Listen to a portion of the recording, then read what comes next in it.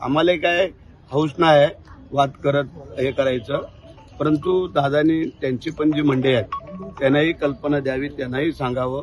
वाद आहे हा टोकाचा होत चाललाय आणि तो कुठेतरी मिटायला हवा.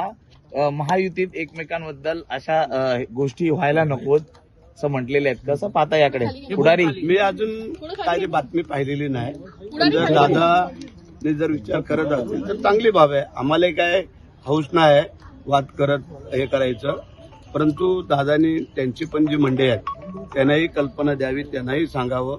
चुकीचं आणि खोटं नाटं जे काय व्हिडिओ दाखवण्याचं काम किंवा हे जे काय चाललेलं आहे हे पण कुठेतरी आता आम्हाला शोधणं गरजेचं वाटतंय.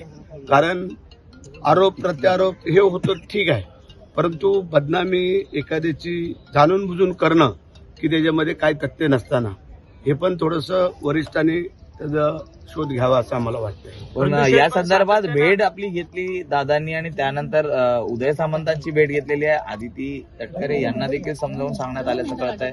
कितपत करायचं? नाही असं काय नाही. काल आम्ही सभागृहामध्ये होतो तेव्हा उदय सामंतनी दादा आमची आपली चर्चा चालली, त्यावरती मग दादा बोलले आणि त्याच्यामुळे त्यांनी ती प्रतिक्रिया दिली असेल. परंतु शेठ, आता अजित पवारांकडनं एक पाऊल पुढे जाताना पाहायला मिळतं, तसं सेनेकडनं देखील एक पाऊल पुढे दादाकडनं एक पाऊल पुढे जाताना दिसत असेल तर आमची 2 पावलं पुढे असतील, हे तुम्हाला आम्ही सांगतो.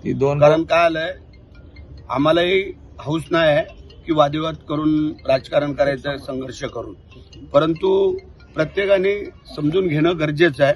वस्तुस्थिती काय आणि परिस्थिती काय त्याच्या अनुषंगाने चालव. परंतु थँक्यू सर. दगाफटका जर पुढच्या निवडणुकीमध्ये झाला तर सबकी बात सब